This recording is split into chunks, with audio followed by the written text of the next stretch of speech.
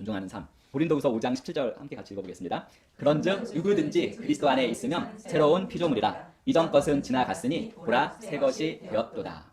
이 말씀을 저희가 계속 묵상해왔고, 이전 것은 지나갔으니 보라 새 것이 되었도다. 새로운 피조물로서의 삶이 무엇인지 알고 그것을 향해서 나가는 삶을 살고 있는데, 여전히 과거가 우리의 발목을 잡을 때가 있습니다.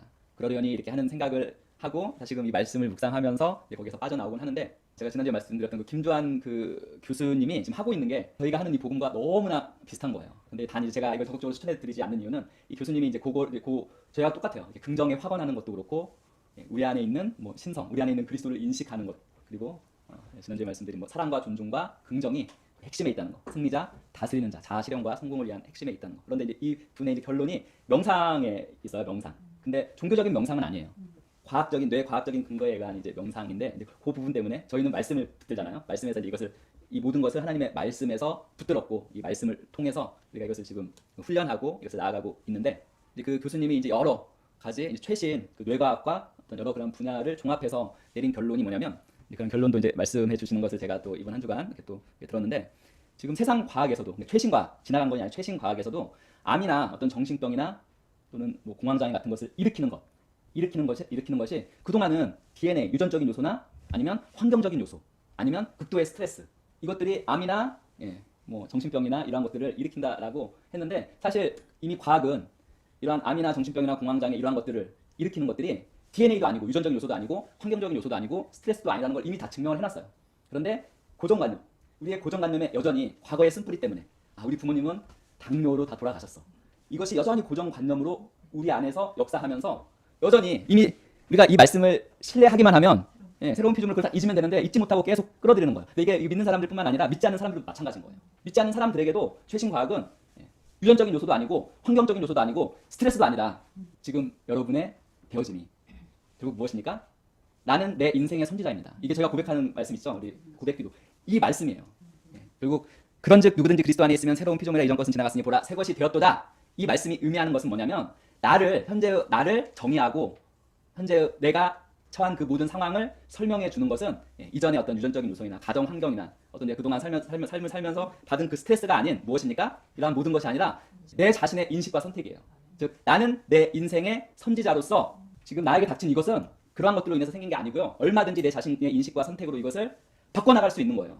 우리가 고백하는 거, 나는 내 인생의 선지자입니다. 하나님께서 홀로 나의 축복과 저주를 주관하시는 것이 아닙니다. 하나님께서 나의 운명을 결정할 능력을 나에게 주셨습니다. 나는 내 입으로 내 인생의 경로를 바꿉니다.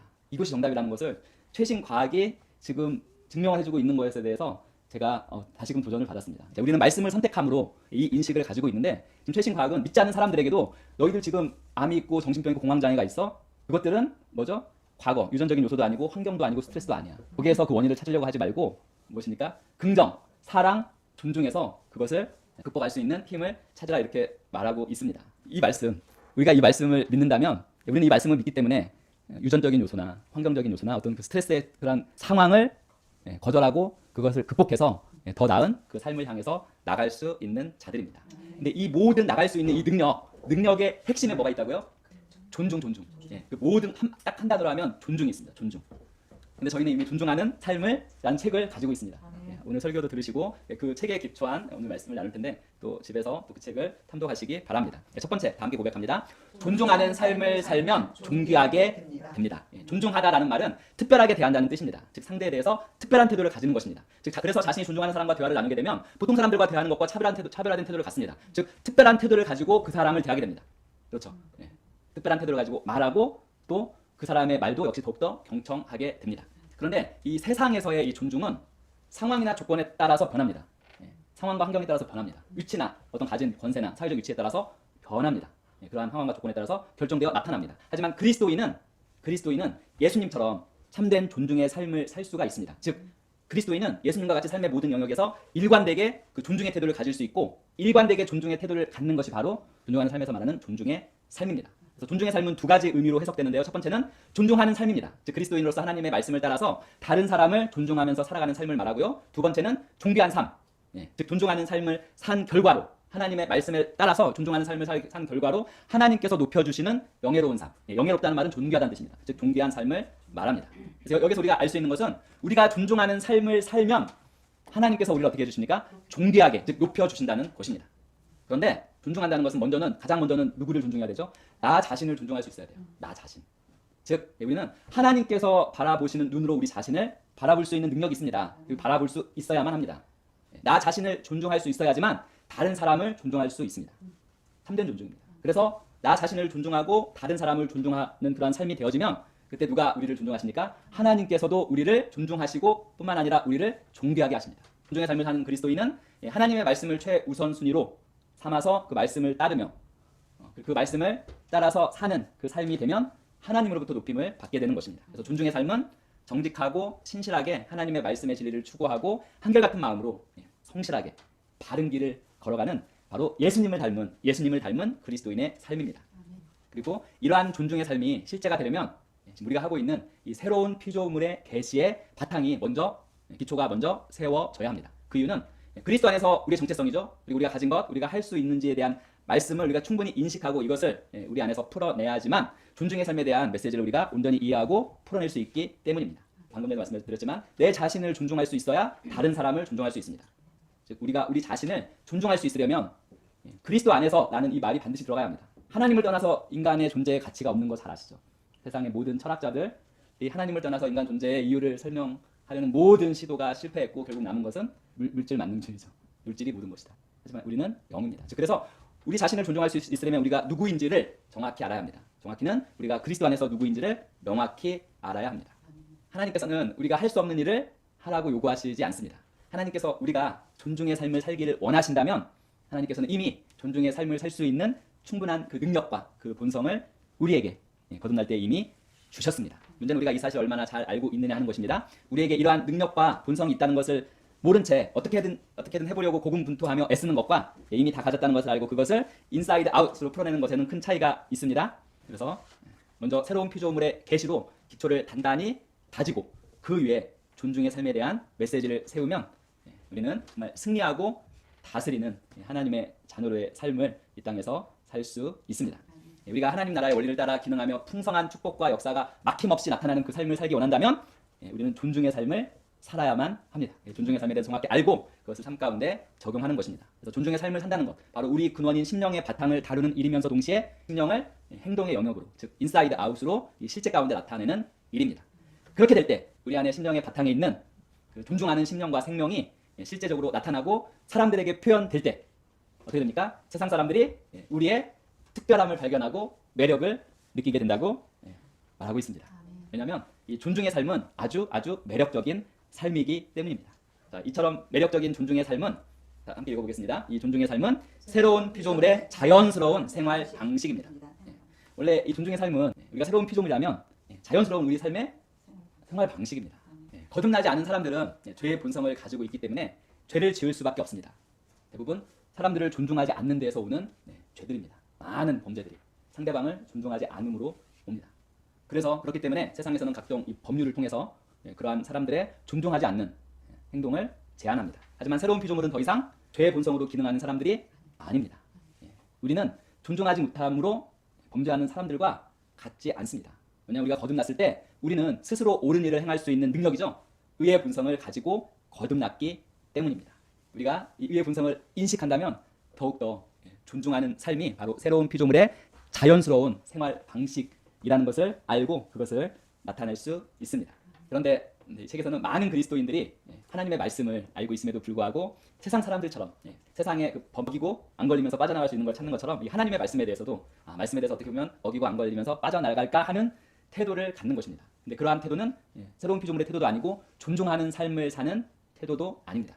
하나님께서 우리에게 말씀을 주신 목적은 우리를 제한하기 위해서입니까? 세상의 법규처럼 결코 그렇지 않습니다. 하나님께서 우리에게 말씀을 주신 목적은 우리를 보호하고 더 자유롭게 만들기 위함입니다. 술 취하지 말라. 이 내용에 대해서 이렇게 얘기하죠. 성경에서 술 취하지 말라고 했지 술 마시지 말라고는 안 했다. 그러니 술을 적당히 마시는 것은 괜찮다라는 이 말. 이 말도 아주 교묘하게 하나님의 말씀과 교묘하게 타협하려는 것입니다. 단순히 술을 마시는 이가 죄인지 아닌지를 떠나서 이는 말씀에 접근하고 있는 그 태도에 기본적으로 문제가 있는 것입니다. 그래서 하나님의 성품과 그분께서 하신 말씀의 의도를 이해하기보다는 자신의 행동을 정당하기 위해서 말씀을 자의적으로 해석하는 것입니다. 이것은 새로운 피조물의 태도도 아니고 존중하는 삶의 삶을 사는 자의 태도도 아닙니다. 하나님의 말씀은 왕국이 운영되는 기초 원리이고 우리에게 자유함과 승리를 주기 위한 것입니다. 그래서 우리는 기쁜 마음으로, 마지못해 지키는 것이 아니라 기쁜 마음으로 하나님의 말씀을 지키기로 결단해야 합니다. 그리고 말씀은 항상 옳고 또한 선하기 때문입니다. 시편 15편을 보면 존중하는 자의 삶이 어떠한지 구체적으로 보여줍니다. 같이 한번 읽어보겠습니다. 여호와여, 주의 장막에 머무를 자 누구오며 주의 성산에 사는 자 누구이니까? 정직하게 행하며 공의를 실천하며 그의 마음에 진실을 말하며 그의 혀로 남을 허물하지 아니하고 그의 이웃에게 악을 행하지 아니하며 그의 이웃을 비방하지 아니하며 그의 눈은 망령된 자를 멸시하며 여호와를 두려워하는 자를 존대하며 그의 마음에 서원한 것은 해로울지라도 변하지 아니하며 이자를 받으려고 돈을 꾸어주지 아니하며 뇌물을 받고 무죄한 자를 해하지 아니하는 자이니 이런 일을 행하는 자는 영원히 흔들리지 아니하리이다. 이 모든 이 내용에 해당하는 자가 바로 어떤 자입니까? 존중의 삶을 사는 자입니다. 존중의 삶은 무엇입니까? 정직하게 행하는 것입니다. 공의를 실천하는 것입니다. 진실을 말하는 것입니다. 이제 부정으로는 남의 허물을 말하지 않는 것입니다. 이웃에게 악한 일을 행하지 않는 것입니다. 또한 이웃도 비방하지 아니하는 것입니다. 그의 눈은 망령된 자를 멸시하며 여호와를 두려워하는 자는 또한 반대로 존대하며 그의 마음에 서원한 것은 그것으로 말미암아 불이익을 당할지라도 변하지 않고 지키는 것입니다. 그리고 이자 받으려고 돈을 꾸어주지 아니하는 것, 뇌물 받고 무죄한 자를 해하지 아니하는 것. 바로 이것이 바로 존중하는 삶의 무엇인지에 대해서 살짝 우리가 엿볼 수 있는 것입니다.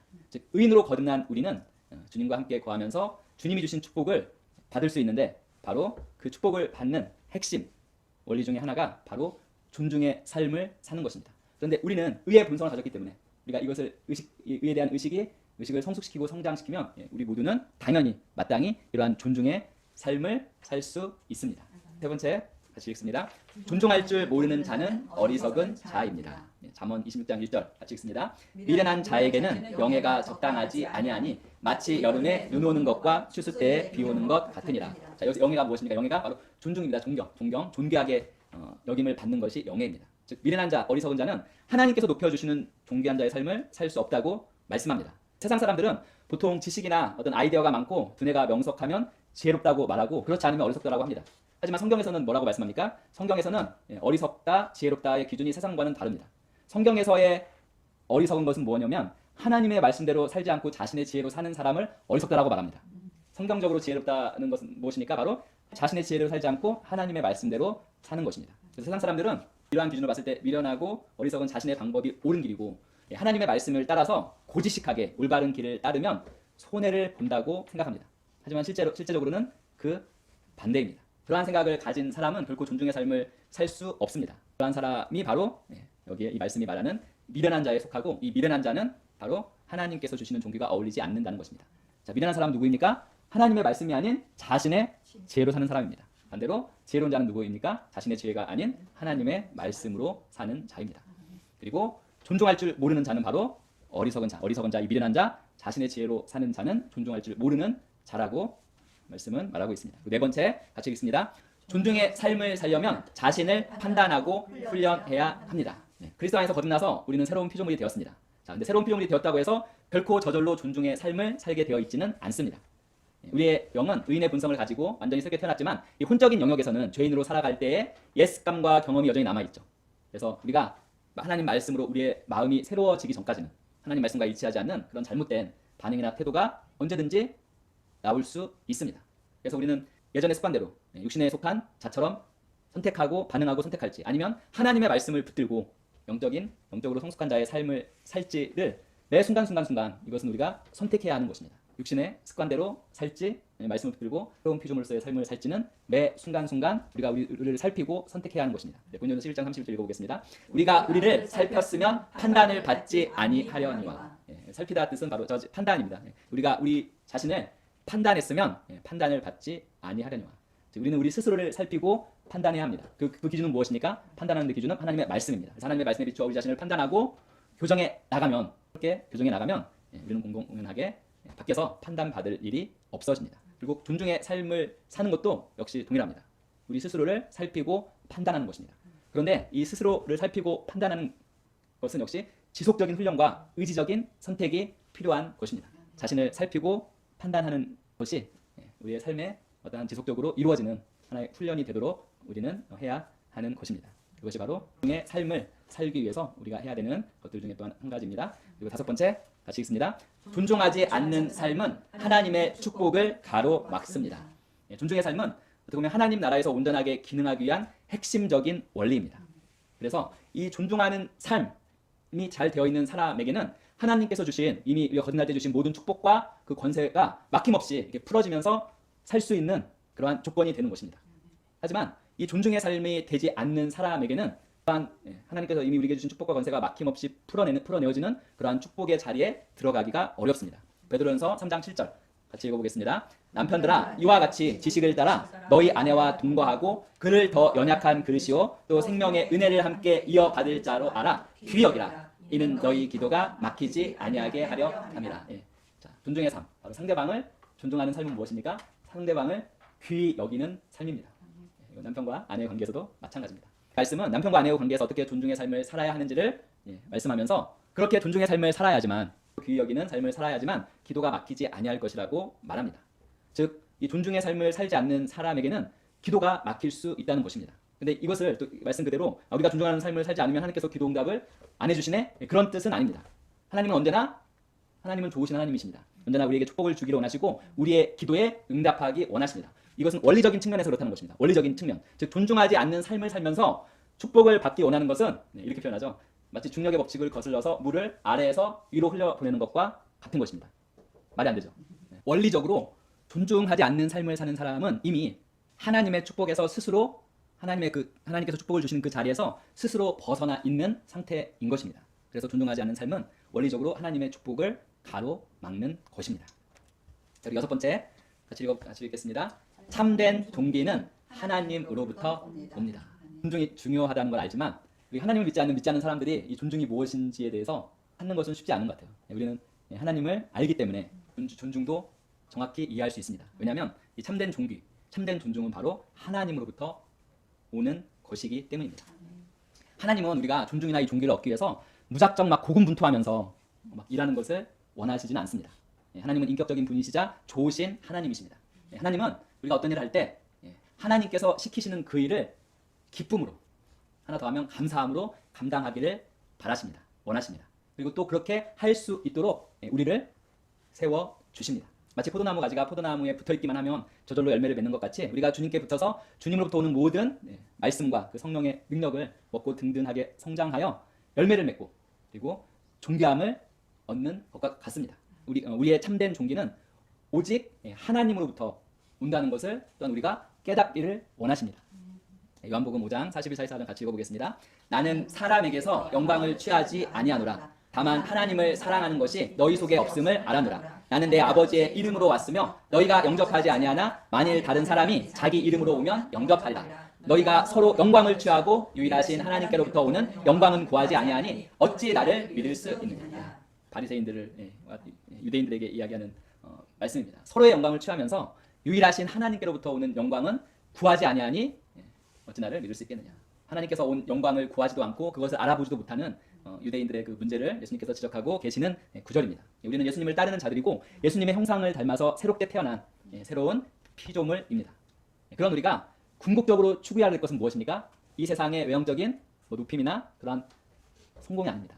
궁극적으로 추구해야 될 것은 무엇입니까? 바로 하나님의 영광입니다. 세상의 성공만을 바라보고 가장 성공의 자리라고 할 수 있는 그 하나님의 영광을 바라보지 못하는 그러한 어리석은 자가 되어서는 안 된다고 지금 말씀하시고 계시는 것입니다. 우리는 하나님께서 진실로 우리를 높여주실 수 있는 것은 그리고 그 높은 자리 위치에 우리를 앉게 해주시는 분은 누구라는 것을 항상 인식해야 됩니까? 바로 하나님이십니다. 즉 오직 하나님으로부터 참된 존귀와 영예와 영광이 오는 것입니다. 그래서 제목처럼 참된 존귀, 존중은 오직 하나님으로부터 옵니다. 그리고 하나님께서 높여주시는 존중과 하나님께서 높여주셨을 때 우리가 받는 존귀는 세상 그 무엇도 끌어내릴 수 없습니다. 하나님께서 내리시지 않는 한 그 무엇도 그렇게 받은 존귀와 존중은 다시 낮출 수 없습니다. 그래서 우리는 세상이나 사람이 아닌 하나님으로부터 오는 이 참된 존귀와 영예와 이 영광을 우리의 삶의 목적으로 삼고 추구해야 합니다. 왜냐하면 그것이 진짜 성공의 길이고 목표이기 때문입니다. 마지막입니다. 7번 같이 한번 읽겠습니다. 존중의 삶은 권세를 가져옵니다. 우리가 하나님의 말씀을 따라서 존중하는 삶을 살면 하나님께서는 우리를 존귀하게 하시고 우리가 존귀해졌을 때 권세가 따라옵니다. 그러므로 하나님의 원리대로 온전히 기능하는 사람일수록 하나님의 왕국에서 더 큰 권세를 얻게 되는 것은 당연한 일입니다. 즉 존중의 삶을 사는 자가 권세를 얻는 것은 마땅한 일입니다. 이 원리를 가장 잘 보여주신 분이 바로 예수님이십니다. 빌립보서 2장 5절 11절 마지막으로 큰 소리를 읽어보겠습니다. 너희 안에 이 마음을 품으라 곧 그리스도 예수의 마음이니 그는 근본 하나님의 본체시나 하나님과 동등됨을 취할 것으로 여기지 아니하시고 오히려 자기를 비워 종의 형체를 가지사 사람들과 같이 되셨고 사람의 모양으로 나타나사 자기를 낮추시고 죽기까지 복종 순종하셨으니 곧 십자가에 죽으심이라. 이러므로 하나님이 그를 지극히 높여 모든 이름 위에 뛰어난 이름을 주사 하늘에 있는 자들과 땅에 있는 자들과 땅 아래에 있는 자들로 모든 무릎을 예수의 이름에 꿇게 하시고 모든 입으로 예수 그리스도를 주라 시인하여 하나님 아버지께 영광을 돌리게 하셨느니라. 바로 예수님이 이 존중의 삶을 온전히 사신 최고의 우리의 모델입니다. 누구보다도 자신을 낮추셨고 죽기까지 하나님께 순종하셨습니다. 그래서 예수님께서 얻으신 게 무엇입니까? 바로 하나님으로부터 높임, 존귀를 받으셨습니다. 그 높임에 어떠한 권세가 주어졌습니까? 모든 만물이 그분의 이름 앞에 무릎 꿇게 되는 그 권세가 주어졌습니다. 우리는 존중하는 삶을 사는 사람이 하나님으로부터 존귀하게 여김을 받으면 그에게 어떠한 권세가 주어지는지를 이 빌립보서 2장에 나와 있는 예수님의 모범을 통해서 우리가 명확히 알 수 있습니다. 즉 최고의 존중이 최고의 존귀를 가져오고 그 최고의 존귀와 함께 무엇이 따라옵니까? 바로 최고의 권세가 오는 것입니다. 자, 이거 우리가 말씀 가운데 우리는 이렇게 풀어내냅니다. 최고의 권세, 최고의 능력, 권세는 뭐 능력이거든요. 파워는 결국 존중에서 나옵니다. 하지만 오늘날 또 이런 뇌과학이나 여러 가지 이 과학적인 리서치를 통해서도 지금 이게 증명이 되었습니다. 존중이 바로 그 사람이 최고의 자리, 그 사람이 그 자아를 실현하는 그 성공의 핵심, 성공으로 이르는 핵심이라는 것을 말하고 있습니다. 어떻게 보면 성경을 통해서, 이 말씀을 통해서 우리가 자연스럽게 알아가고 접하는 내용들을 지금은 이 세상 과학과 학문들이 지금 증명을 해주는 그 시대를 우리는 살아가고 있습니다. 제가 이제 김조한 박사님이 이제 지금 이분이 서울대에 나오셨더라고요. 서울대 정치학과 하고 대학원 나오셨고 그때 수재이셨나 봐요. 이탈리아에서 영재 초청해가지고 이탈리아에서 공부했고 수재를 초청하는 그 프로그램에서, 그리고 미국에서 가장 유명한 대학 트럼프 대통령도 나왔죠. 유니버시티 오브 펜실베니아, 거기에서 박사학위를 했고 그리고 또 미국 대학에서 또 초빙 받았고 그 정도로 이렇게 실력이 있는 분이시고, 근데 이분이 또 그리스도인이세요. 또 그래서 삶 자체가 이제 그 대단한 그러한 학문적 업적을 이뤘지만 존중하는 삶이 또 되어 있기 때문에 좀 겸손하신데, 이분이 정말 많은 요즘 그런 수백 편, 거의 700편, 거의 1000편에 가까운 그런 요즘에 그런 논문, 과학이나 의학 이런 논문들을 참조해서 내리는 결과가 저희가 하고 있는 거예요. 새로운 피조물의 계시. 우리가 고백하고 우리의 인식을 거기에 맞춰서 전환하려고 노력하는 그리스도 안에서 우리가 누구인지, 그 그리스도 안에서 우리가 무엇을 가지고 있는지, 그분이 강조하는 것이 우리 안에 있는 신성을 발견하는 것이거든요. 똑같아요. 우리 안에 있는 그리스도를 발견하는 것, 영광의 소망이신 이것을 지금 증명해주는 시대를 지금 우리가 살고 있습니다. 과학이, 의학이. 그래서 존중하는 삶. 이미 우리 성도님들은 이 삶이 어느 정도는 되어 계시거든요. 근데 이것들을 좀 더 믿음으로 취해서 정말 나이와 상관없이 원하고 목표하는 것, 또한 하나님께서 원하시는 것, 그 자리에 정말 기쁨으로 그 위치에 서서 더욱더 축복의 통로로서 하나님의 은혜와 축복을 흘려보낼 수 있는 우리 성도님들 되시기를 예수님의 이름으로 축원드립니다. 이거 한번 반복하고 오늘 마치도록 하겠습니다. 존중하는 삶을 살면 존귀하게 됩니다. 존중의 삶은 새로운 피조물의 자연스러운 생활 방식입니다. 존중할 줄 모르는 자는 어리석은 자입니다. 존중의 삶을 살려면 자신을 판단하고 훈련해야 합니다. 존중하지 않는 삶은 하나님의 축복을 가로막습니다. 참된 존귀는 하나님으로부터 옵니다. 존중의 삶은 권세를 가져옵니다. 아멘. 오늘은 존중하는 삶 두 번째입니다. 조순회 목사님의 존중하는 삶 그 책을 기초로 해서 함께 하신 말씀을 나누고 있습니다. 부르심과 택하심, 콜링하고 추징인데, 부르심이란 무엇입니까? 바로 하나님께서 우리 각자를 향해 가지고 계신 계획입니다. 모두를 향해 계획을 가지고 계시기 때문에 우리 모두는 부르심을 가지고 있습니다. 하지만 이 우리 각자의 부르심은 저절로 이루어지는 것은 아닙니다. 부르심에 응답하는 바른 태도가 필요합니다. 부르심에 합당한 바른 태도를 가져야지만 하나님께서 우리를 택하실 수 있는 것입니다. 택하셔서 우리의 부르심을 성취하도록 하시는 것입니다. 자, 성경에는 부르심을 받은 자는 많지만, 즉 우리 모두가 다 부르심을 받았죠. 바른 태도를 가지고 이 택하심을 받은 자는 적다고 말합니다. 바로 이 택하심을 받는 것이 바로 존중의 삶과 연결되어 있습니다. 마태복음 우리 19장 같이 읽어보겠습니다.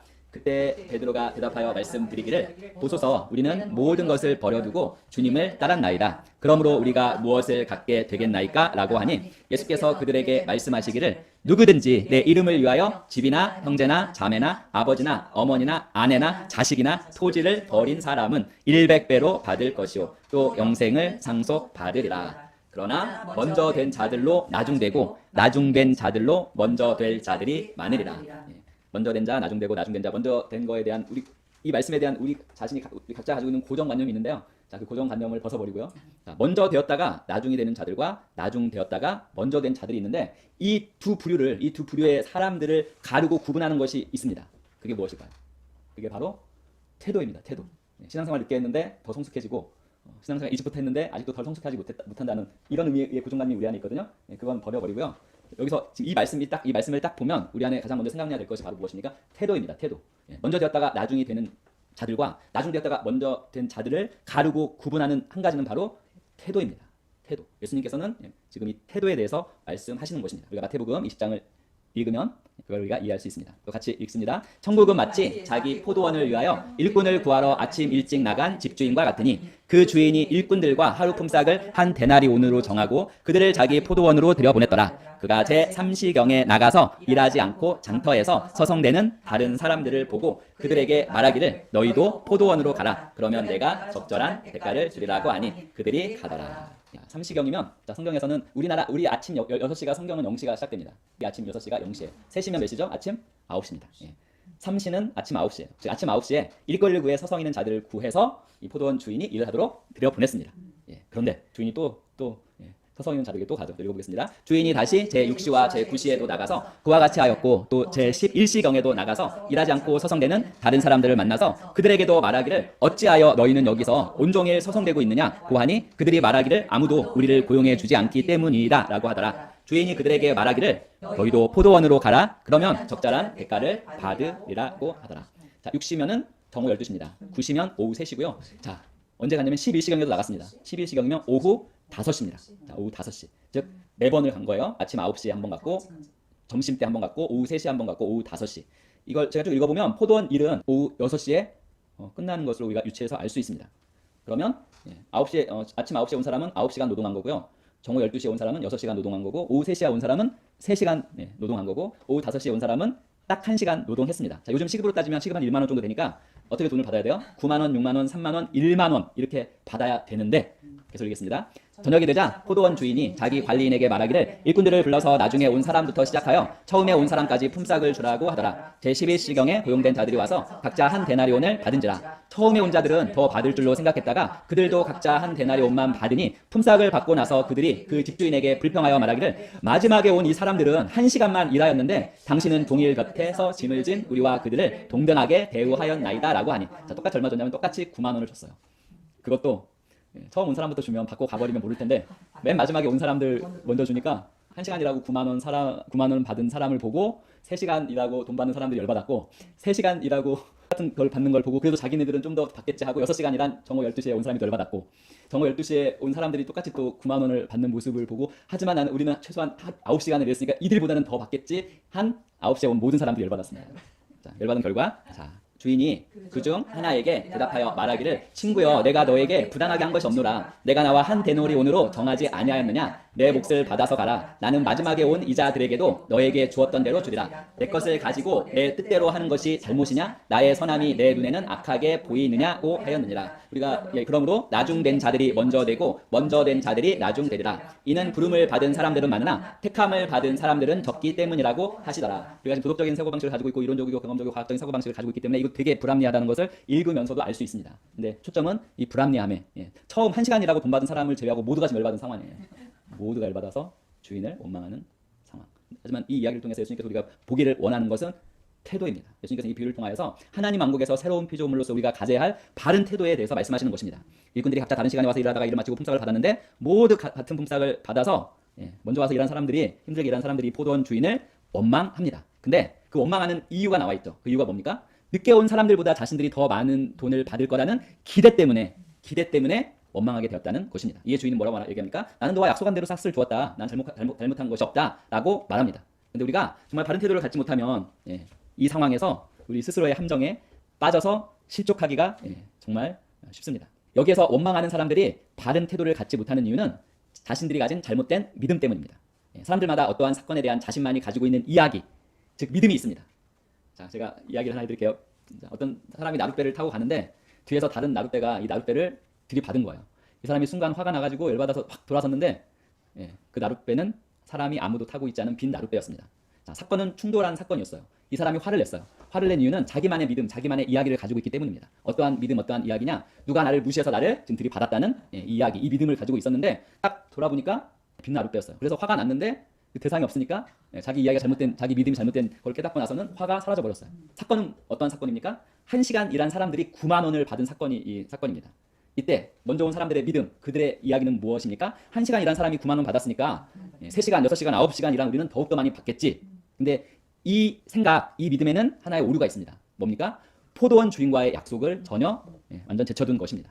즉, 이 믿음, 이 이야기는 포도원 주인과의 약속을 무시하는, 그걸 대적하는 믿음과 이야기.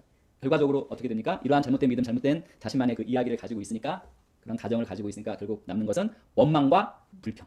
자, 우리는 부르심을 완수하기 위해서 무엇보다 주님과 그분의 말씀에 초점을 맞춰야 합니다. 그분의 말씀을 신뢰하면서 어떠한 경우에도 주님은 선하시고 의로우신 분이라는 것을 우리가 끊임없이 인식하고 고백해야 합니다. 아니면 도덕적 사고 방식에 의해서 정말 이 포도원 주인은 되게 불합리한 사람이라고 생각할 수밖에 없습니다. 그래서 이러한 도덕적 사고 방식, 즉 잘못된 태도예요. 잘못된 태도를 가진 이 일꾼들은 그들은 주인이 합당한 대가를 주는 의로운 자임을 믿고 자신과 주인 사이의 1대1 관계만 바라보아야 했지만 결국 주인을 신뢰하지 않고 잘못된 믿음을 가지고 다른 사람과 자신의 대가를 비교함으로써 잘못된 태도로 말미암은 원망과 불평하는 행동이 드러나게 된 것입니다. 존중하는 삶은 바른 태도를 갖는 것입니다. 동시에 잘못된 태도를 갖지 않는 것입니다. 즉 존중하는 삶은 지금 우리가 잘못된 사고방식, 잘못된 믿음, 잘못된 자신만의 이야기를 통해서 갖게 된 잘못된 태도를 인식하고 교정해 나가면서 바른 태도를 갖는 그러한 과정의 삶인 것입니다. 우리도 얼마든지 상황이 우리에게 불리하게 흘러가거나 우리보다 자격이 없어 보이는 사람이 더 큰 상급을 받는 것 같을 때 얼마든지 잘못된 태도를 취할 수 있습니다. 하지만 우리가 잘못된 태도를 취하고 가진다면 하나님께서는 이 부르심을 성취하는 택함 받은 자의 자리에 우리를 해 놓으실 수 없습니다. 부르심을 받았더라도 그 부르심에 걸맞은 합당한 태도를 가지고 있어야만 택함을 받아서 그 부르심을 성취할 수 있는 것입니다. 택함을 받아 부르심을 성취하는 자로 나가는데 가장 중요한 것이 바로 바른 태도를 갖는 것이고 이 바른 태도가 또한 존중하는 삶의 핵심입니다. 그래서 이런 의미에서 예수님께서는 부르심을 받은 사람은 많지만 부르심을 성취하는 택하심의 자리에 이를 정도로 합당한 그러한 심령과 태도를 가진 존중하는 삶을 사는 사람은 많지 않다고 말씀하신 것입니다. 다시 읽어보겠습니다. 또 예수께서 대답하여 그들에게 다시 비유로 일러 말씀하시기를 천국은 마치 자기 아들을 혼인시킨 어떤 왕과 같으니 왕이 혼인잔치에 초대받은 사람들을 불러오라고 자기 종들을 보냈으나 그 사람들은 오려고 하지 아니하였느니라. 다시 그가 다른 종들을 보내면서 말하기를 초대받은 자들에게 말하라. 보라, 내가 만찬을 준비하였고 내 소와 살찐 짐승을 잡았으며 또 모든 것이 준비되었으니 혼인식에 오라 하라고 일렀느니라. 그러나 그들은 개의치 아니하고 어떤 사람은 자기 밭으로 또 어떤 사람은 장사하러 갔으며 남은 자들은 그 종들을 붙잡아 모욕을 주고 죽였느니라. 왕이 이 말을 듣고 분노하여 자기 군대를 보내어 그 살인자들을 죽이고 그들의 성읍을 불살라 버렸느니라. 그리고 나서 자기 종들에게 말하기를 혼인잔치는 마련되었으나 초대받은 사람들은 합당치 않도다. 그러므로 너희는 대로로 나가서 사람들을 만나는 대로 전부 혼인식에 청해 오라고 하였더니 종들이 대로에 나가서 악하거나 선하거나 만나는 대로 다 불러오니 그 혼인잔치가 손님들로 가득 찼느니라. 왕이 손님들을 보러 들어가서 거기에 예복을 입지 않은 한 사람을 보고 그에게 말하기를 친구여 그대는 어찌하여 예복도 입지 않고 여기에 들어왔는가 라고 하니 그가 아무 말도 없었느니라. 그러자 왕이 종들에게 말하기를 그 사람의 손과 발을 묶어서 데리고 나가 바깥 흑암에 내어 던지라. 거기서 울며 이를 갈고 있으리라고 하였느니라. 부름을 받은 사람들은 많아도 택함을 받은 사람들은 적으니라. 사실 똑같은 말씀, 결론의 말씀인데 역시 이 이야기도 우리가 도덕적 사고 방식을 가지고 잘못된 태도입니다. 접근하면 되게 이 왕이 불합리하게 보입니다. 하지만 예수님께서 이 이야기를 통해서 말하는 것은 두 글자입니다. 태도입니다. 태도. 이 비유에서도 혼인잔치에 초대받은 사람은 많았지만 혼인잔치에 참석하기에 합당한 태도, 즉 바른 태도를 가진 존중하는 삶이 되는 사람은 극히 적었습니다. 처음에 초대받은 사람들은 아예 그 초대를 무시해버리고 자기들이 하고 싶은 것들을 했죠. 심지어 초대장을 가지고 온 종들을 모욕하고 죽이기까지 했습니다. 즉 자신들을 초대한 혼인잔치의 주인을 무시하고 모욕하는 정말 아주 끔찍한 태도를 가지고 있었습니다. 그리고 후에 초대받아 참석한 사람 중에서도 혼인잔치에 합당한 예복을 입지 않은 사람이 쫓겨났는데 이거 자기가 초대해놓고 자기가 쫓아내지? 뭐 이렇게 얼마든지 우리가 생각할 수 있잖아요. 근데 이 사람이 쫓겨난 그 핵심에도 역시 잘못된 태도에 있었습니다. 왜냐하면 존중하는 삶을 사는 자의 바른 태도, 즉 옳은 행실이, 바른 태도, 옳은 행실이 성도가 어린 양의 혼인 잔치에서 입는 예복이기 때문입니다. 예복을 입지 않은 것에 대해서 이야기했지만 사실은 무엇입니까? 예복을 뭐가 예복이라고요? 옳은 행실, 옳은 태도, 바른 태도를 갖고 있지 않기 때문에 쫓겨난 것입니다. 계시록 19장 7절 8절에 나옵니다. 우리가 즐거워하고 크게 기뻐하며 그에게 영광을 돌리세. 어린 양의 혼인 기약이 이르렀고 그의 아내가 자신을 준비하였으므로 그에게 빛나고 깨끗한 세마포 옷 예복을 입도록 허락하셨으니 이 세마포 옷은 무엇입니까? 성도들의 옳은 행실이다 하더라. 예복은 곧 바른 태도입니다. 이 친구는 옳은 태도, 옳은 행실, 바른 태도를 갖지 않았기 때문에 쫓겨난 것입니다. 부름받은 사람은 많아도 택함 받은 자리에 이르기 위한 합당한 바른 태도를 가진 사람은 적다는 것입니다. 즉 존중하는 삶을 사는 사람이 많지 않다는 것입니다. 이것이 예수님께서 우리가 앞에 쭉 읽었던 이 교훈, 이 비유, 이야기를 통해서 반복해서 우리에게 주고 있는 메시지입니다. 자, 우리 모두 부르심을 받았습니다. 그러나 부르심을 성취하는 택하심의 자리에 이르기 위해서는 훈련받고 준비되어야 하는데 그중 가장 중요한 요소가 무엇입니까? 바른 태도입니다. 바른 태도를 갖는 것입니다. 즉 존중하는 삶을 사는 것입니다. 자, 두 번째, 천국에서 가장 큰 자는 누구인가? 이 천국에서 가장 큰 자가 누구인가에 대한 이 인식도 역시 존중하는 삶과 연결되어 있습니다. 같이 읽어보겠습니다. 그때 제자들이 예수께 나와 이르되 천국에서는 누가 크니까? 예수께서 한 어린아이를 불러 그들 가운데 세우시고 이르시되 진실로 너희에게 이르노니 너희가 돌이켜 어린아이들과 같이 되지 아니하면 결단코 천국에 들어가지 못하리라. 그러므로 누구든지 이 어린아이와 같이 자기를 낮추는 사람이 천국에서 큰 자니라. 천국에서 가장 큰 자가 누구인가라는 질문은 우리가 하늘나라에 가면 누가 가장 높은 자리에 앉을 것이란가라는 질문이 아닙니다. 그래서 천국은 하나님의 왕국을 말하며 그 하나님의 왕국에서 누가 가장 크냐는 것은 그 하나님의 왕국에서 누가 가장 큰 권세를 갖는가를 묻는 질문입니다. 결론적으로는 예수님께서는 어린아이처럼 자기를 낮추는 사람이 하나님 왕국에서 가장 큰 자, 즉 가장 큰 권세를 갖는 자라고 말씀합니다. 자, 그럼 이 어린아이처럼 자기를 낮추는 사람은 어떤 사람입니까? 어린아이의 무슨 특성을 가진 사람입니까? 근데 그 당시 어린아이 하면 지금처럼 존중받지 못했죠. 여자와 어린아이는 사람 수에도 들지 못했고 어린아이들 대부분이 종처럼 삶을 살기도 했습니다. 그런 것을 그런 여러 가지 어린아이의 특성에서 찾으려 하는데 자, 어린아이처럼 자기를 낮추는 사람은 어떤 사람입니까? 어린아이처럼 자기를 낮춘 모범을 보여주신 분이 누구입니까? 예수님입니다. 다른 거 생각하지 마시고요. 어린아이 같이 자기를 낮추는 사람은 바로 예수님이십니다. 예수님. 예수님의 모습을 보면 예수님의 모범을 보면 어린아이처럼 자기를 낮춘다는 것이 무엇인지를 우리가 알 수 있습니다. 예수님이 잡히시고 골고다 언덕 십자가 위에서 돌아가실 때까지 보여주신 모습이 바로 어린아이처럼 자기를 낮추는 사람의 모습이자 모범입니다.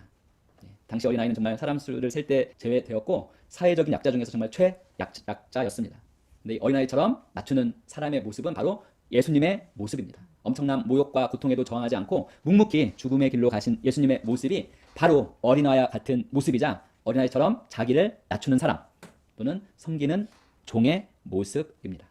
다시 한번 읽어보겠습니다. 그때 세베대의 아들의 어머니가 그 아들들을 데리고 예수께 와서 절하며 무엇을 구하니? 예수께서 이르시되 무엇을 원하느냐? 이르되 나의 이 두 아들을 주의 나라에서 하나는 주의 우편에 하나는 주의 좌편에 앉게 명하소서. 예수께서 대답하여 이르시되 너희는 너희가 구하는 것을 알지 못하는도다. 내가 마시는 잔을 너희가 마실 수 있느냐? 그들이 말하되 할 수 있나이다. 이르시되 너희가 과연 내 잔을 마시려니와 내 좌우편에 앉는 것은 내가 주는 것이 아니라 내 아버지께서 누구를 위하여 예비하셨든지 그들이 얻을 것이니라. 열 제자가 듣고 그 두 형제에 대하여 분이 여기거늘 예수께서 제자들을 불러다가 이르시되 이방인의 집권자들이 그들을 임의로 주관하고 그 고관들이 그들에게 권세를 부리는 줄을 너희가 알거니와 너희 중에는 그렇지 않아야 하나니 너희 중에 누구든지 크고자 하는 자는 너희를 섬기는 자가 되고 너희 중에 누구든지 으뜸이 되고자 하는 자는 너희의 종이 되어야 하리라. 인자가 온 것은 섬김을 받으려 함이 아니라 도리어 섬기려 하고 자기 목숨을 많은 사람의 대속물로 주려 함이니라.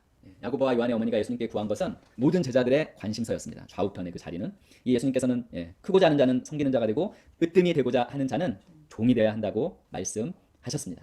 즉 어린아이처럼 자기를 낮추는 사람, 즉 예수님의 모습처럼 되어야 한다고 말씀하신 것입니다. 세상에서는 높은 자리에 앉은 사람이 권세를 휘두르고 아랫사람들은 그 아래에서 쩔쩔맵니다. 하지만 하나님 왕국에서는 반대입니다. 지금 많은 교회도 이렇게 피라미드 모양으로 이렇게 되어 있잖아요. 하이어라키컬 스트럭처 구조라고 하는데 예수님께서 원하시는 건 이게 아니라 이렇게 평평하고 오히려 이렇게 거꾸로 된 가장 낮은 자리로 오신 분이 예수님이십니다. 우리가 지금 그런 걸 많이 망각하고 있는데 자, 하나님의 왕국은 이 삼각형의 반대인 역삼각형입니다. 그 왕국에서 높아지기 위해서는 스스로 낮아지는 길밖에 없습니다. 예수님께서 지극히 높아지는 결과를 얻기 위해서 가장 낮은 자리에 오신 것과 같습니다. 천국 하나님의 왕국에서는 스스로 낮아지기를 선택한 자들을 하나님께서 존귀케 하십니다. 그래서 예수님이 받으신 지극한 높음도 그분의 어린아이와 종과 같은 지극한 낮아짐과 섬김의 결과였습니다. 실제로 낮아짐과 이 섬김은 하나님의 왕국에서 매우 중요한 요소이고 또한 존중하는 삶에서도 핵심 요소입니다. 존중하는 삶을 사는 자의 태도 중에서 첫 번째가 바로 낮아짐, 즉 낮아져서 섬기는 이 태도이며, 이 섬김의 태도를 갖지 못하면 존중의 삶이 아직 시작되지 않은 것이라고도 우리는 말할 수 있습니다. 동일하게 또 누가복음 14장 7절 11절에서 예수님께서는 말씀하십니다. 같이 읽어보겠습니다. 청함을 받은 사람들이 높은 자리 택함을 보시고 그들에게 비유로 말씀하여 이르시되 내가 누구에게나 혼인잔치에 청함을 받았을 때 높은 자리에 앉지 말라. 그렇지 않으면 너보다 더 높은 사람이 청함을 받은 경우에 너와 그를 청한 자가 와서 너더러 이 사람에게 자리를 내주라 하리니 그때 내가 부끄러워 끝자리로 가게 되리라. 청함을 받았을 때 차라리 가서 끝자리에 앉으라. 그러면 너를 청한 자가 와서 너더러 벗이어 올라 앉으라 하리니 그때야 함께 앉은 모든 사람 앞에서 영광이 있으리라. 무릇 자기를 높이는 자는 낮아지고 자기를 낮추는 자는 높아지리라. 자, 여기서 예수님께서 혼인잔치에서 손님의 자리를 비유로 들어서 영원한 주인이시죠. 하나님께서 우리를 높이시는 그 자리로 옮기는 것에 대해서 말씀하고 계십니다. 자, 사람이 스스로 높아진 자리, 언제든지 다시 미끄럼틀을 타고 내려갈 수 있습니다. 하지만 진짜 주인이신 하나님께서 높여주시는 그 자리에 가게 되면, 그 자리에 앉게 되면 모든 사람들 앞에서 존귀하게 될 뿐만 아니라 결코 사람들이 어떤 상황이나 환경이나 세상이 다시 끌어내릴 수 없습니다. 택함을 받는 사람의 또 한 가지 조건이 무엇입니까? 자기를 낮추는 자입니다. 자기를 낮추는 자가 택함 받아 결론적으로는 다시 높여집니다. 이것이 바로 하나님의 왕국의 원리이자 진리입니다. 낮은 자리에서 섬기는 태도를 갖는 자가 택함을 받고 존귀하게 되고 높여지는 것입니다. 자, 그리고 누가복음 또 하나 더 읽어보겠습니다. 또 자기를 청한 자에게 이르시되 내가 점심이나 저녁이나 베풀거든 벗이나 형제나 친척이나 또한 이웃을 청하지 말라. 두렵건대 그 사람들이 너를 도로 청하여 내게 가품이 될까 하노라. 잔치를 베풀거든 차라리 가난한 자들과 몸 불편한 자들과 저는 자들과 맹인들을 청하라. 그리하면 그들이 갚을 것이 없으므로 내게 복이 되리니 이는 의인들의 부활 시에 내가 가품을 받겠음이라 하시더라. 자, 이 말씀은 우리의 동기에 대해서, 마음의 중심의 동기에 대해서 다루고 있습니다. 자, 세상에서는 주는 만큼 돌려받는 것이 당연한 이치이고 뭐 결혼식 축의금이나 뭐 장례식 조의금 다 그러한 원리에서 이루어집니다. 그런데 예수님께서는 갚을 수 없는 사람에게 베풀라고 하십니다. 그리고 그것이 복이 되어 우리에게 돌아온다고 말씀하십니다. 즉 갚을 수 없는 사람에게 베푸는 것, 이것이 바로 또한 존중하는 삶입니다. 존중의 삶을 사는 것입니다. 갚을 수 없는 사람에게 베풀고 심는 것, 이 삶이 된다면, 결국 존중하는 삶이 된다면 그것은 반드시 온전한 복으로 우리에게 돌아온다고 말씀하시는 것입니다. 존중하는 삶은 하나님의 축복을 가져옵니다. 마음의 동기에서 갚을 수 없는 사람에게 베푸는 이것도 역시 하나님의 축복을 가져옵니다. 결국 이러한 마음의 동기는 바로 존중하는 삶에서 나오는 동기이자 존중하는 삶의 태도입니다. 하지만 세상이나 사람에게 기대를 품고 잘못된 동기를 가지고 베푼다면 어떻게 될까요? 거기에는 하나님께서 복을 주실 틈이 없다는 것입니다. 하나님으로부터 오는 복은 없다는 것입니다. 즉 세상적인 원리에 주고받는 가품만이 있을 뿐이라고 예수님께서는 말씀하십니다. 자, 마지막 헌신된 제자를 위한 권면입니다.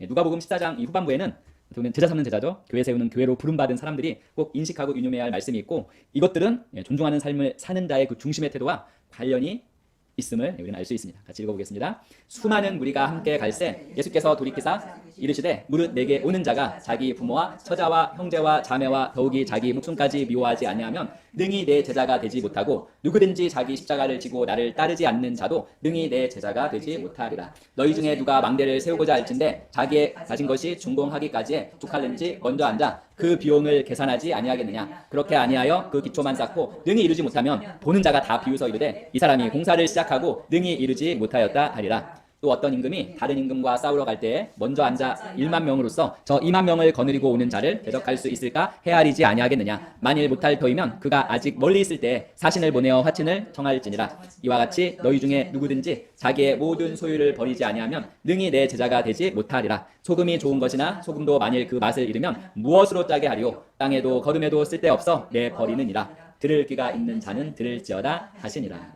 이 말씀에 대한 자기 부모와 처자와 형제와 자매와 더욱이 자기 목숨을 미워하는 자가 제자고 자기 십자가를 지고 나를 따르는 자가 제자고 자기 모든 소유를 버리는 자가 제자다. 여기에 대한 우리가 가지고 있었던 어떤 잘못된 인식과 사고방식, 고정관념은 또 버립니다. 이 모든 것도 결국 태도에 대해서 말씀하는 것입니다. 예수님은 우리가 제자 삼는 제자, 교회 세우는 교회로서 승리하면서 존중의 삶을 살기 위해 다뤄야 할 세 가지를 지금 언급하고 계십니다. 첫 번째가 무엇입니까? 자기 부모와 처자, 형제와 자매와 더욱이 자기 목숨까지 미워하지 않으면 능히 내 제자가 되지 못하고. 자, 이는 말 그대로 가족을 미워하거나 가족에 대한 책임을 뒤로하고 자신의 사역에만 집중하라는 의미는 아닙니다. 여기서 예수님께서 말씀하시는 것은 우선순위의 태도입니다. 우선순위의 태도. 중심에 갖는 우선순위의 태도. 즉 하나님 앞에 헌신된 자로서 우리 모두는 우선순위를 분명히 하고 결단하는 그러한 시점들 앞에 언제든지 설 수 있습니다. 예를 들어서 최악의 상황에 직면할 수도 있습니다. 하지만 최악의 상황에 직면하더라도 우리가 우선순위를 분명히 하고 결단한다면 우리는 하나님께서 선하신 분이신 것과 그분의 말씀이 진리라는 것을 의심하지 않을 수 있습니다. 물론 하나님께서 일부러 그러한 최악의 상황 가운데 우리를 두시는 분은 아닙니다. 여기서 말하는 것은 무엇입니까? 바로 하나님 중심의 우선순위의 태도를 가진 자가 예수님의 제자가 될 수 있다는 것이고 바로 그러한 자가 또한 존중의 삶을 사는 자입니다. 두 번째는 무엇입니까? 자기 십자가를 지고 나를 따르지 않는 자도 능히 내 제자가 되지 못하리라. 자, 이 부분은 너무 십자가 무거운 것만을 기억하는데 짐만을 기억하는데 우리의 육신은 이미 십자가에서 그리스도와 함께 못 박혔습니다. 우리의 과거는 이제 죽었습니다. 그럼에도 불구하고 여전히 예전에 가지고 있던 육신적인 생각, 습관, 감정 등이 나타나서 우리의 발목을 잡습니다. 제자는 즉 존중의 삶을 사는 자는 그러한 과거에 얽매이거나 영향받지 않는 자입니다. 지난주에 제가 말씀드렸죠. 현재의 나를 만든 것은 그거의 유전적인 요소도 아니고 환경적인 요인도 아니고 스트레스도 아니다. 물론 그 받는 그런 사람들이 있지만 극소수입니다. 대부분은 영향받지 않습니다. 즉 과거가 없는 새로운 피조물로서 과거에 영향받지 않는 존중의 삶을 사는 자가 바로 자기 십자가를 지고 예수님을 따르는 예수님의 제자인 것입니다. 제자의 삶, 존중하는 삶을 사는 매일 우리가 그리스도 안에서 우리가 누구인지 정체성을 인식하고 의식하고 마음을 새롭게 해 나감으로 우리는 끊임없이 우리의 발목을 잡으려는 이 과거의 영향력을 끊어내가야 하는 것입니다. 그래서 우리 거듭난 영의 본성으로 우리의 혼과 육을 제어하면서 변화시키면서 그리스도를 더욱 닮아가는 것이 바로 우리가 지금 가고 있는 방향성이고 방향입니다. 마지막은 누구든지 자기의 모든 소유를 버리지 아니하면 능히 내 제자가 되지 못하리라. 여기서 단순히 가진 것을 다 버리라는 의미가 아니라 이것도 마찬가지로 물질과 이 소유에 대한 우리의 태도를 말씀하는 것입니다. 세상 사람들은 물질을 최고의 가치로 삼아 만몬신을 섬기고 있죠. 만몬신을 섬기며 살아가는데 우리는 물질을 위해 사는 것이 아니라 우리는 어떤 자입니까? 물질을 다스리는 자입니다. 물질을 다스리면서 우리의 부르심, 축복의 통로로서 물질을 사용하고 흘려보내는 자입니다. 예수님은 이 세 가지를 해결하지 않은 상태에서 예수님의 제자가 될 경우에 나타나는 결과를 쭉 얘기했죠. 어떠한 결과입니까? 마치 짓담한 거물처럼 흉한 모습으로 남아서 사람들의 비웃음을 사고 또 미련하게 전쟁에 나선 왕처럼 결국 비참한 패배를 맞게 되고 또한 예수님께서 우리가 세상의 소금이라고 부르셨지만 이 세 가지가 안 되면 결국 태도입니다. 바른 태도가 되지 않으면 결국 맛을 잃어 아무 쓸모없게 될 것이라고 말씀합니다. 하나님의 자녀이자 그리스도의 제자인 우리 모두는 각자 다양한 모습을 가지고 있고 장단점이 다 있습니다. 장점만 있을 뿐만 아니라 약점도 있습니다. 하지만 약점에 초점을 맞추는 거 아니라 우리의 각자의 장점에 초점을 맞추면서 나아가는 게 중요하다고 말하고 있죠. 근데 중요한 것은 우리가 지속적으로 우리가 하나님의 말씀 안에서 성장하고 성숙해 나가는 것입니다. 그래서 우리의 경쟁 상대는 결코 다른 사람들이 아닙니다. 즉 비교는 우리의 것이 아닙니다. 우리의 유일한 경쟁 상대가 누구입니까? 다른 사람들이 아니라 우리의 유일한 경쟁 상대는 바로 우리 자신인데 어제의 우리입니다. 어제의 우리.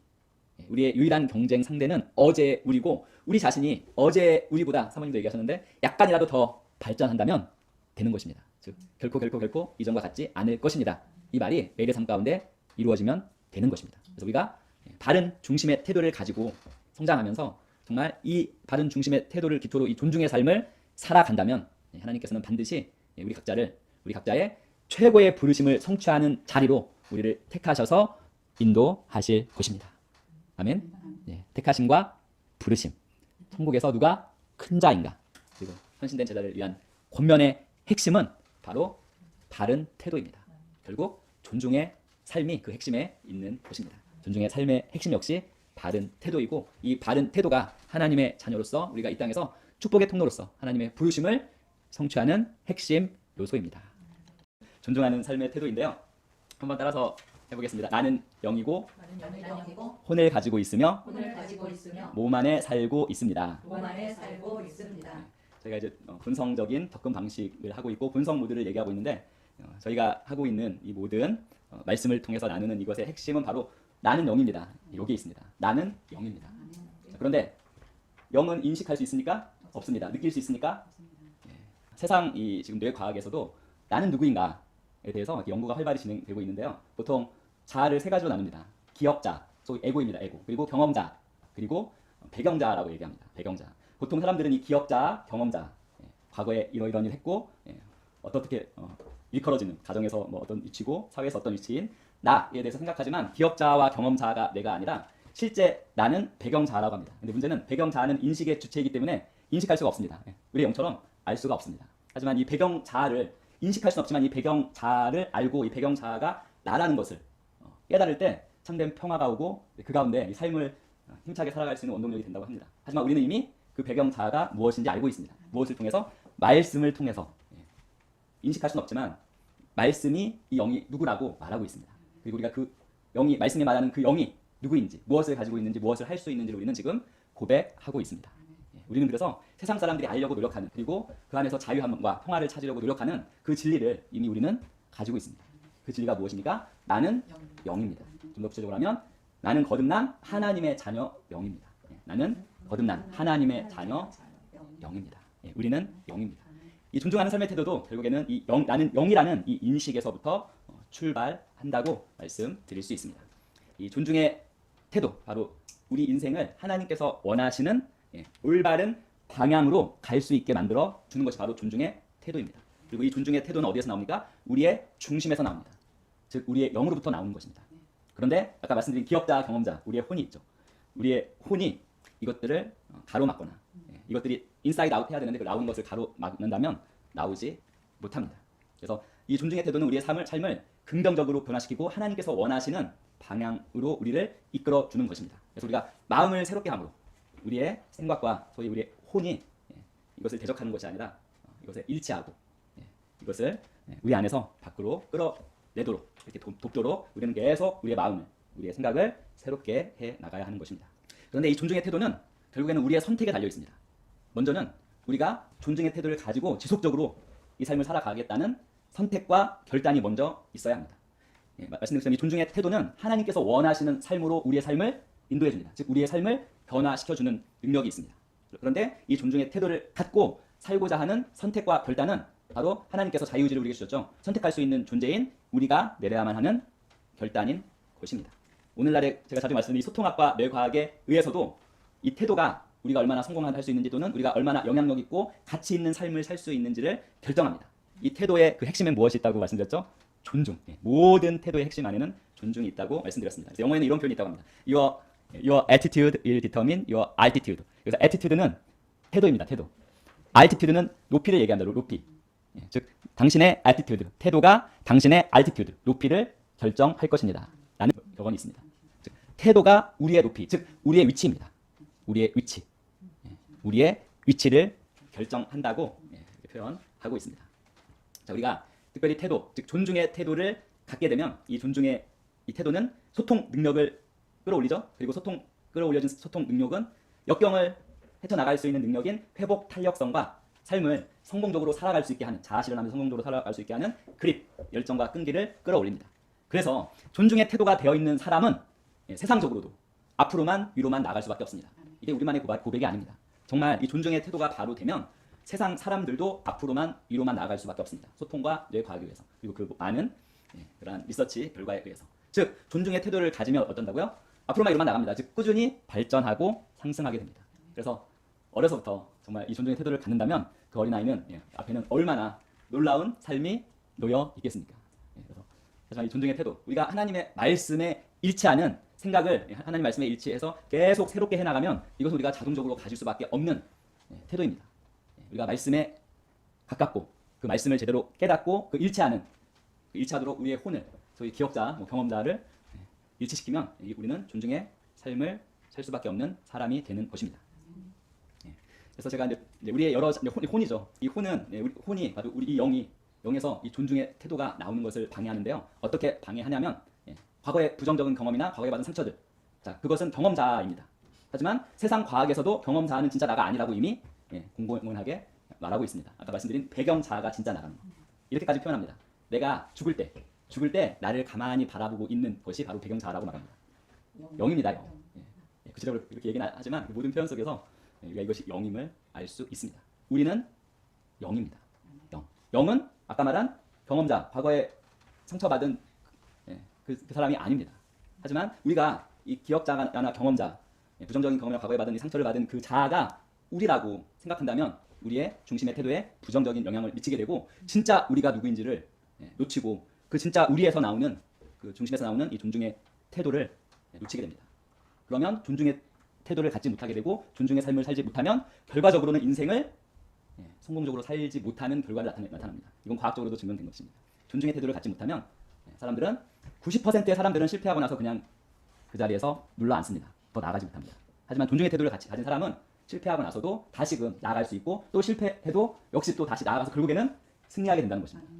성공하게 되고 자아를 실현하고 또 우리는 우리 입장에서는 우리 부르심의 그 소명을 온전하게 성취하게 되는 것입니다. 서론이 좀 길었는데 자, 지난주에 말씀드렸듯이 우리가 가져야 할 태도, 존중의 태도를 가장 잘 보여주신 최고의 모범은 누구십니까? 예수님이십니다.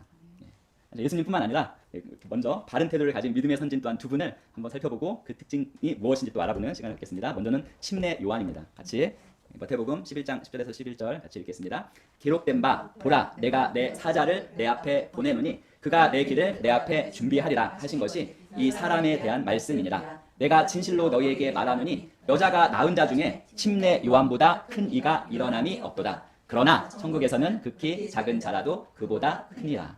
사실 예수님이 이렇게 말씀하셨지만 침례 요한보다 더 크고 위대한 일을 행한 선지자들도 많았습니다.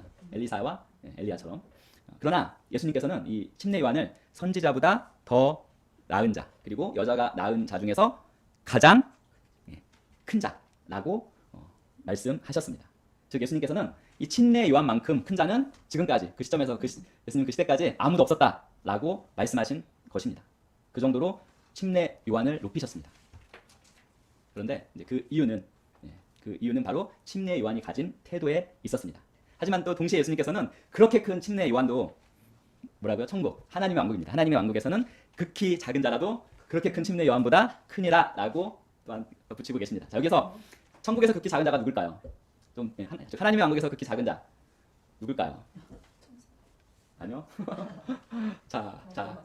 아니요. 자, 하나님의 왕국에서 가장 작은 자 누굴까요? 바로 거듭난 새로운 피조물인 우리들입니다. 우리는 누구보다 크다고요? 침례 요한보다 크다고 말씀하십니다. 즉 새로운 피조물인 우리는 침례 요한이나 구약의 큰 선지자들과도 비교할 수 없는 큰 영광 가운데 살아가기 때문에 예수님께서 이렇게 말씀하시는 것입니다.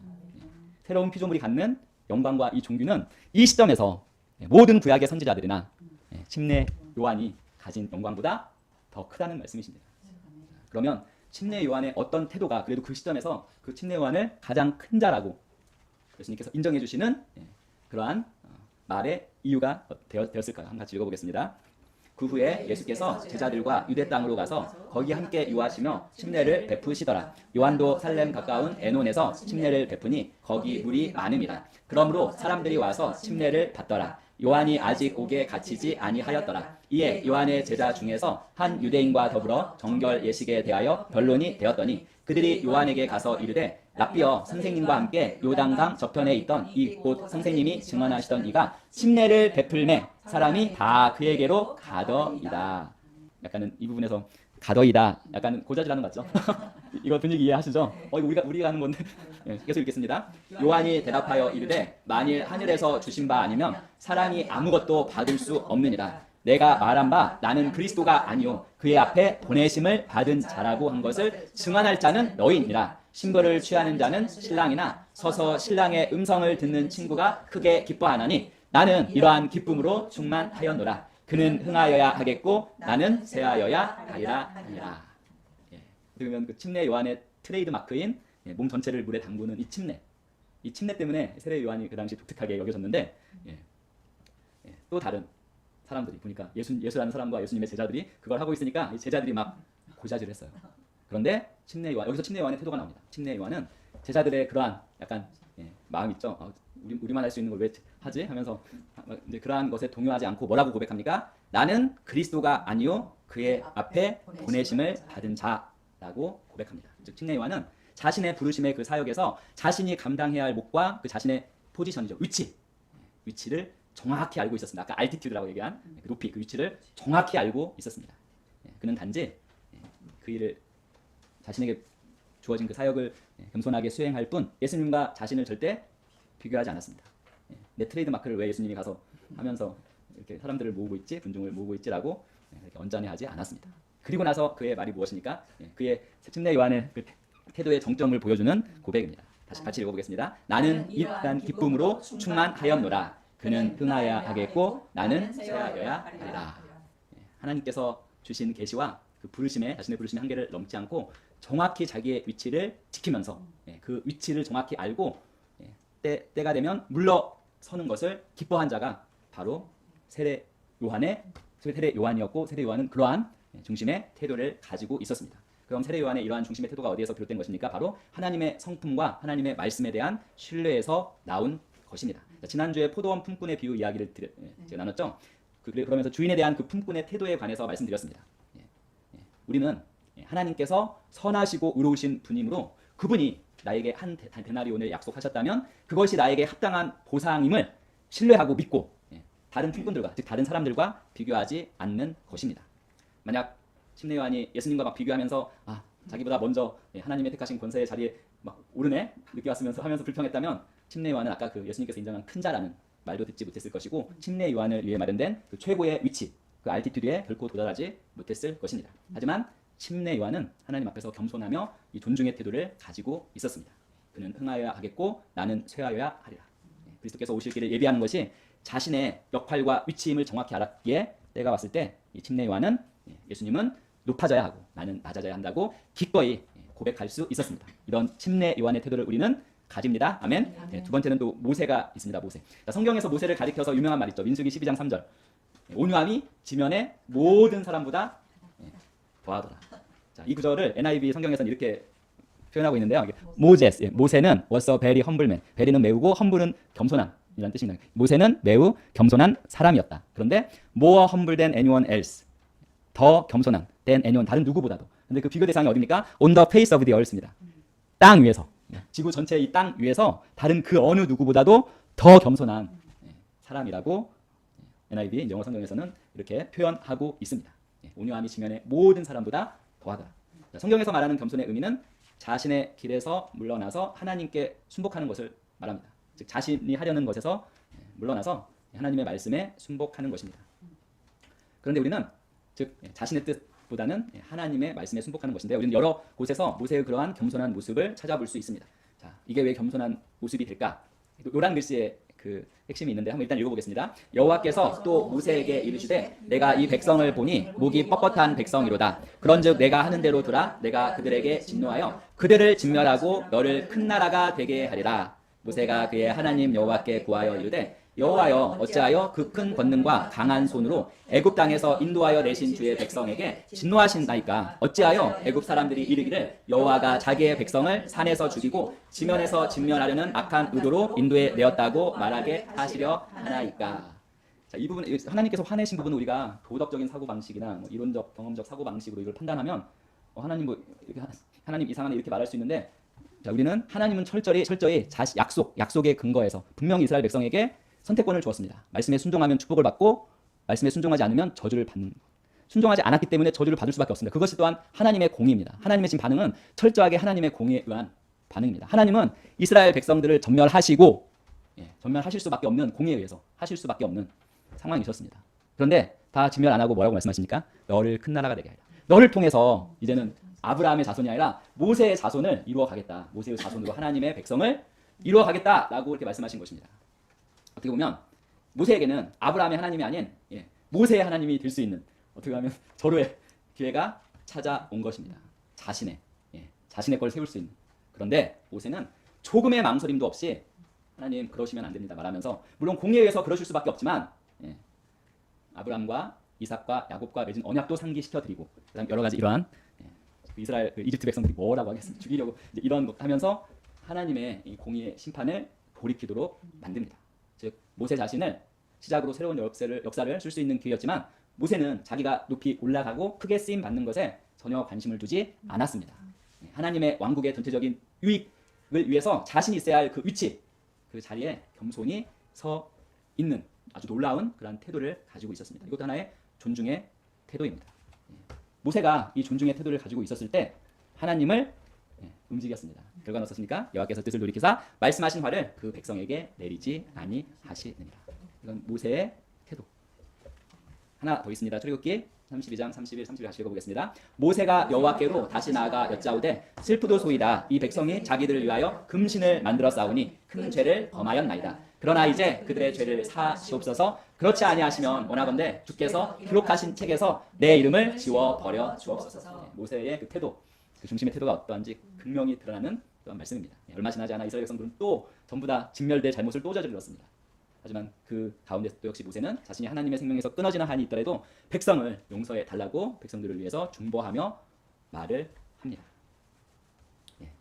모세는 흔들림 없이 그의 겸손한 겸손과 존중의 태도에서 자신의 위치를 알았고 그 위치에서 최선을 다하면서 이스라엘 백성을 보호하고 하나님의 백성을 계속 앞으로 존속시키는 그러한 역할을 감당한 것입니다.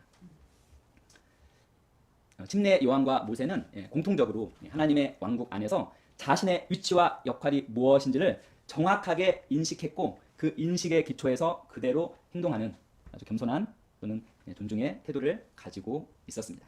만약에 모세와 침례 요한이 이러한 존중의 태도를 갖고 있지 않았다면, 겸손과 존중의 태도를 갖고 있지 않았다면 결코 지금 모세와 침례 요한이 했었던 이러한 일들을 해내지 못했을 것입니다. 그래서 우리는 신앙이 성장하면 성장할수록 어떻게 보면 단지 남보다 더 높은 그 위치를 차지하는 것보다는 내가 서 있어야 할 그 위치를 겸손히 지키는 것이 하나님의 왕국에서는 더 중요하다는 것을 우리는 인식해야 합니다. 나는 낮아져야 하고 그는 높아져야 한다는 침례 요한의 이 고백, 이것을 우리의 것으로 삼고 우리가 있어야 할 그 위치를 충실하게 지키는 것, 그것이 바로 우리가 가져야 할 중심의 태도입니다. 침례 요한과 모세는 둘 다 그것을 철저하게 알고 그러한 태도로 행했던 분들입니다. 그리고 이제 새로운 피조물의 태도. 성경은 모든 지킬 만한 것 중에 더욱 내 마음을 지키라 생명의 근원이 이에서 남이니라 라고 말씀합니다. 결국 우리의 태도도 우리의 심령에서 비롯됩니다. 그렇기 때문에 우리는 더욱 우리 마음을 지켜야만 합니다. 우리의 심령을 지켜야만 합니다. 우리가 세상 경험이나 세상적인 정보들, 제가 말씀드린 그 김주환 그 교수님도 그 잘못된 기억자나 경험자가 형성되지 않도록 그분도 TV를 보지 말라고 얘기하시더라고요. 자기는 TV를 보고 있지 않다고. 특히 TV 중에서 TV를 봐도 가장 보지 말아야 될 게 막장 드라마. 왜냐하면 사람들이 그 막장 드라마에 나오는 그 스토리잖아요. 그 이야기 경험을 자신의 것으로 만들어서 어떠한 사건에 반응한다고 합니다. 그게 가장 최악의 결과를 가져온다고 합니다. 그래서 혹시 보더라도 심령 가운데 그것들이 들어오지 못하게 우리는 인식하기 때문에 이제 우리는 보호할 수도 있죠. 우리의 심령을 그것들로부터 보호해야 합니다. 그런 드라마나 어떤 세상적인 정보에서 우리 심령과 우리의 중심의 태도에 좋지 않은 영향을 미치는 것을 걸러내고 그러한 것들에 영향을 받지 않는 것이 중요합니다. 그래서 새로운 피조물의 태도는 딱 세 가지로 최진호 목사님이 말씀하고 있죠. 첫 번째는 영혼 구원의 태도입니다. 영혼 구원. 모든 그리스도인이 이 땅에 존재하는 근본적 이유가 바로 영혼 구원, 즉 이 축복의 통로가 되는 것입니다. 이건 모두에게 부르심이죠. 모든 하나님의 자녀들에 대한 부르심, 축복의 통로, 영혼 구원자가 되는 것입니다. 근데 각자 방법과 역할은 다양할 수 있습니다. 하지만 무슨 일을 하든지 우리의 초점이 영혼 구원에 맞추어져 있다면 무슨 일을 하든지 꼭 나가서 전도하는 게 영혼 구원이 아닙니다. 무슨 일을 하든 것이 무슨 일을 하든 영혼 구원을 위한 일로 사용되어질 수 있는 것입니다. 저는 가끔 저기 갈 때마다 그 고려은단 광고 보셨죠? 지저스 러브, 예수님께서 당신을 사랑하십니다. 그 고려은단 회사에서 아주 막대한 광고료를 지불하고 그 엄청나게 큰 예수님은 당신을 사랑합니다 하고 고려은단 딱 써놨죠. 영어로 지저스 러브스하고 고려은단. 직접적인 뭐 전도 이런 활동 안 해도 그 회사 그 CEO가 그 마인드를 가지고 있기 때문에 우리 고려은단은 예수님이 당신을 사랑합니다 라는 이 광고 없이는 갈 수 없다라는 이 마인드를 가지고 있어서 어떠한 경우에도 그 광고의 불이 꺼지는 것을 꺼지지 않게 하려고 그렇게 하고 계시더라고요. 어마어마한 돈을 거기에 쓰고 있는데 그 영향력은 참 대단하고요. 문제는 또 축복도 동일하게 이 코로나 기간 동안에 그 고려은단 비타민이 얼마나 많이 팔렸든지 그런 재정의 축복도 받고 있습니다. 결국 초점을 맞추고 무슨 일을 하든 모든 것이 영혼 구원을 위한 일로 사용될 수 있도록 하는 태도를 갖는 것입니다. 같이 말씀 한번 읽어보겠습니다. 오직 너희는 그리스도의 복음에 합당하게 생활하라. 이는 내가 너희에게 가보나 떠나 있으나 너희가 한 마음으로 서서 한 뜻으로 복음의 신앙을 위하여 협력하는 것과 합당하게 생활하라. 영혼 구원의 태도를 가지고 살아가라 이 말씀입니다. 그런데 여기에서 뒷부분에 보면 복음을 신앙을 위하여 각자 일어나지 않고 한 마음으로 서서 한 뜻으로 협력하라라고 말하고 있습니다. 그래서 한 마음으로 함께 하는 것의 중요성을 이야기하는 것입니다. 그래서 영혼구원에 초점을 맞추고, 그러니까 모두가 동일하게 영혼구원의 태도를 갖는 것을 가져야 할 것을 말하고 있습니다. 왜냐하면 영혼구원은 축복의 통로가 되는 것은 모든 그리스도인을 위한 부르심이기 때문에 그러한 태도를 함께 가지고 한 마음으로 나갈 때 함께 하나님의 왕국을 확장시켜 나가는 그런 우리의 삶이 되어지고 바로 그러한 삶이 우리의 새로운 피조물들이 취해야 할 삶이고 그러한 태도가 바로 우리의 태도이고 그러한 방향이 우리의 방향이 되는 것입니다.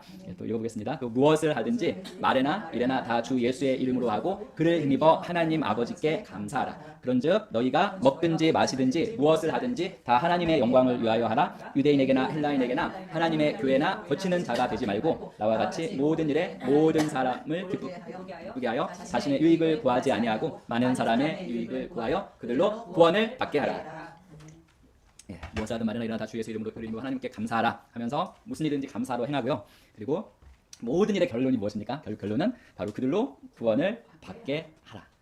그리고 그리스도인이 지켜야 할 삶의 원칙과 방향성에서 항상 그 마지막은 복음이 막히지 않게 그들로 구원을 받게 하라. 축복의 통로 영혼 구원자의 삶을 살라는 것을 우리는 볼 수 있습니다. 우리는 그리스도인으로서 일단은 이 생각, 이 마인드, 인식을 새롭게 함으로써 변화를 받아서 세상이 제시하는 기준이 아닌 하나님의 선하시고 기뻐하시고 온전하신 뜻, 그렇죠? 그분이 주시는 목적과 방향을 따라 사는 것인데 그 방향의 핵심에 무엇이 있습니까? 영혼 구원, 축복의 통로가 되는 것입니다. 그래서 영혼 구원의 태도는 우리의 것입니다. 두 번째는 사랑의 태도입니다. 사랑은 거듭난 하나님의 자녀인 새로운 피조물인 우리가 당연히 마땅히 가져야 할 태도입니다. 우리는 사랑이신, 그렇죠? 사랑이신 하나님의 형상으로 지어졌고요. 그리고 그 사랑이신 하나님의 지극히 사랑받는 지극히 그리고 영원히 사랑받는 자녀이기 때문입니다. 자, 우리의 심령에는 이미 하나님의 아가페 사랑이 부어져 있습니다. 그리고 그 사랑을 풀어낼 수 있는 이제는 인식과 능력 우리가 가지고 있습니다. 그리고 무엇보다도 새로운 피조물의 본성 중에 하나가 무엇입니까? 사랑입니다. 사랑. 자, 갈라디아서 5장 22, 24절 같이 읽어보겠습니다. 오직 성령의 열매는 사랑과 희락과 화평과 오래 참음과 자비와 양성과 충성과 온유와 절제니 이 같은 것을 금지할 법이 없느니라. 그리스도 예수의 사람들은 육체와 함께 그 정욕과 탐심을 십자가에 못 박았느니라. 거듭난 우리 새로운 피조물의 영은 하나님의 본성인 사랑을 따라 당연히 사랑, 가장 먼저 나왔죠. 사랑의 열매를 맺어야 합니다. 자, 이를 방해하는 육체의 정욕과 탐심은 이미 십자가에 못 박혔습니다. 우리의 기억자와 경험자는 이미 십자가에 못 박혔습니다. 이것을 날마다 인식하고 의식하는 것이 중요합니다. 이제 우리는 육신을 따라 사는 사람이 아니라 성령을 따라 사는 사랑이 바로 우리입니다. 때론 육신적인 반응이 일어날 수도 있지만 우리가 그것을 거절하고 그리고 우리가 그리스도인으로서 취해야 할 반응을 선택하는데 그 반응의 핵심에는 바로 사랑으로 반응하는 것입니다. 사랑으로 반응하는 것. 우리가 우리의 본성인 하나님의 본성인 사랑을 선택하고 사랑으로 반응하는 것을 훈련하게 되면 우리의 감정은 육신적인 반응이 나올지라도 그러한 반응을 우리가 절제시키면서 온전하게 우리의 이 감정을 사용해서도 하나님께 영광을 돌릴 수 있는 것입니다. 우리가 특별히 신앙적으로 어린아이일 때 성숙해도 마찬가지인 것 같아요. 감정의 방해를 받을 때가 있습니다. 새로운 본성을 가진 자답게 본성 모드를 유지하며 살기를 원하면서도 특별히 아무리 이렇게 좋은 뜻으로 사랑의 뜻으로 존중의 뜻으로 대했는데도 상대방이 부정적인 행동으로 반응하게 되면 우리는 자신도 모르게 또 그러한 감정들이 불쑥 표현될 때도 있습니다. 하지만 그때 우리 항상 기억해야 될 것은 나는 영이다. 그리고 본성 모드 이 단어 기억하십시오. 그리고 아까도 제가 말씀드린 것처럼 그 성령의 삶, 능력의 삶, 우리의 감정, 부정적인 감정을 다스릴 수 있는 가장 좋은 방법은 그분은 이제 하나님의 임재를 경험하는 것. 즉 하나님의 임재와 성령의 기도, 영의 기도, 그다음에 말씀, 묵상입니다. 우리는 세상 사람들은 감정이 요동칠 때 어떻게 할 줄을 모르지만 우리는 이 감정이 요동치는 감정을 안정화시킬 수 있는 하나님의 말씀과 그다음에 영 기도 그리고 임재 가운데 우리는 거할 수 있습니다. 우리는 우리는 자신이 영임을 인식하고 우리 영의 본성인 이 사랑으로 반응하기로 선택하는 것입니다. 이것을 계속 훈련하면 훈련할수록 그 범위가 점점 더 확장되어서 마침내 모든 것을 주님의 눈으로 바라보고 주님의 마음으로 느끼는 그 알티튜드, 그 위치에 이르게 됩니다. 그 위치에서는 하나님께서 그 위치에 우리가 서게 되면 하나님께서 우리를 통해서 일하시기가 아주 쉬워집니다. 우리가 완전 영으로 기능하는 그 위치가 되겠죠. 그 위치에서는 주님께서 느끼는 것과 똑같이 느끼고 또한 주님의 그 사랑을 막힘없이 흘려보낼 수 있고 그래서 그러한 위치에 서게 되면 그 위치에서 우리가 믿음으로 말하는 것은 그대로 이루어질 수밖에 없는 위치인 것입니다. 사랑의 태도가 있고요. 자, 마지막으로 세 번째는 주는 태도입니다. 영혼구원의 태도, 그다음에 사랑의 태도, 마지막이 주는 태도.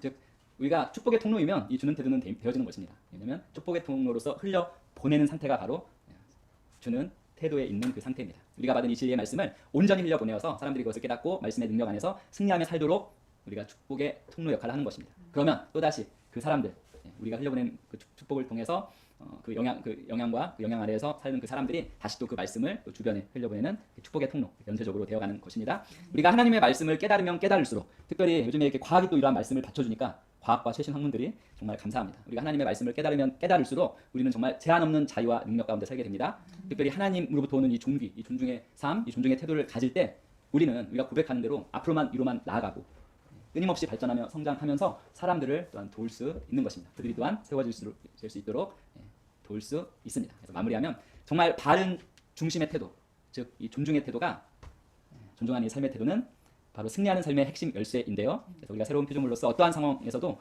영혼 구원에 초점을 맞추는 태도와 그리스도의 사랑으로 반응하고 풀어내는 이 태도, 그리고 우리가 받은 것들을, 이미 하나님으로부터 받은 것들을 흘려보내는 이 태도를 갖는 것이 바로 승리하는 삶의 핵심 열쇠입니다. 그런데 이러한 모든 태도는 어디에서 비롯됩니까? 우리의 심령에서, 중심에서 비롯됩니다. 그렇기 때문에 우리가 이 심령을 잘 지키고 보호하는 것 필요합니다.